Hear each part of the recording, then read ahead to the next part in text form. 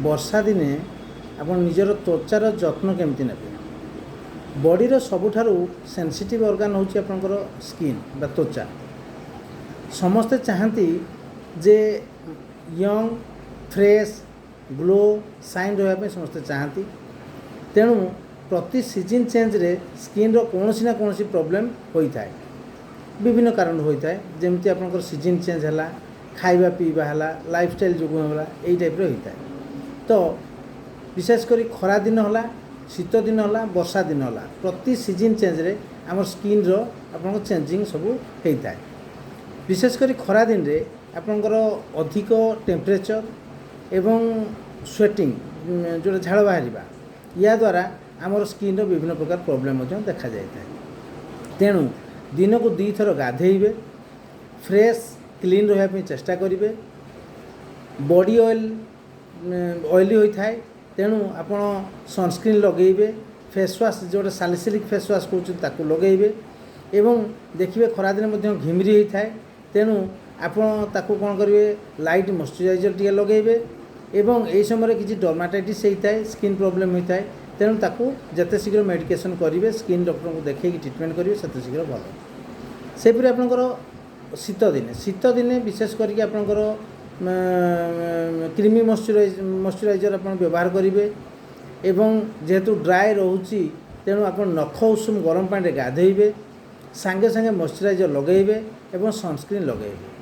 वर्षा दिने आपंकर light moisturiser लगेबे एवं लाइट सनस्क्रीन लगेबे।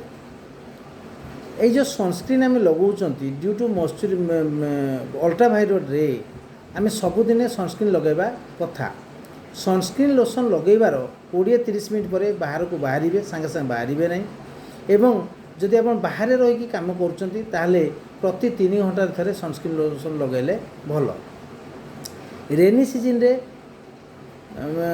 आपनकर हाई ह्यूमिडिटी पाई टेम्परेचर फ्लक्चुएशन होता है एवं देहरे आपनकर ऑयली बढ़ी थाए, पिंपल्स देखा जाता है। तेणु से समय इन्फेक्शन विशेष करी जोटा आपनकर स्कैबिज देखा जाता है, जोटा आपनकर पैरासाइटिक इन्फेक्शन आउ हाथ संधि कुंडे होगा आप हाइजीन मेंटेन ठीक बार हो न थाए, से जो फंगाल इन्फेक्शन विशेष कर फुट रे फंगाल इन्फेक्शन एवं एक्जिमा आदि देखा जाता है। तेणु लोक मैंने जो स्किन प्रॉब्लम हेले दुकान को जाकर कौन सी प्रकार क्रीम आनिक लगाउछन्ति सेटा करबा उचित नुहे। स्किन स्पेशलिस्ट को देखाई यूज करेंगे कले भल।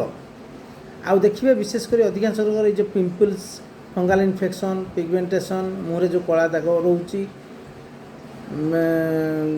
जो आपणकर से सनस्क्रीन लोशन लगेबे एवं आपंकर जो आखि तले विशेष कर अधिकांश देखिए कला दाग थाए। तार मुख्य कारण होची आपंकर जदि से लोक एनीमिक रोची बा तार थायराइड प्रॉब्लम किछि अछि कि आई डिफेक्ट अच्छी से आपंकर आखि तले कला दाग रहिबो।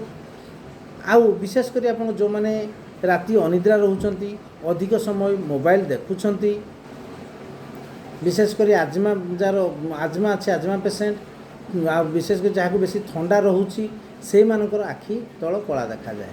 तेणु तांकु विशेषतः आपंकर रेस्ट अधिक दरकार एवं तांकु हाइड्रेशन मेंटेन करिया पड़े, माने अधिक पानी पीवा दरकार एवं जेते मोबाइल कम व्यवहार करेंगे सेतिकी भल। तापर आपन डाक्टर परामर्श स्किन डॉक्टर परामर्श कले सबुठारु भल। एवं स्किन रो कोनोसी जदि प्रॉब्लम होउची आपन निज इच्छा रे दुकान को जाकि स्किन रो ऑइंटमेंट बा स्किन पे कोनोसी टैबलेट न आनिले सबुठारु भल। कारण आपन डाक्टर को देखैकी जदि ट्रीटमेंट करछन्ती तार ट्रीटमेंट आ निजे ट्रीटमेंट करिया भितर फरक रहिबो। धन्यवाद।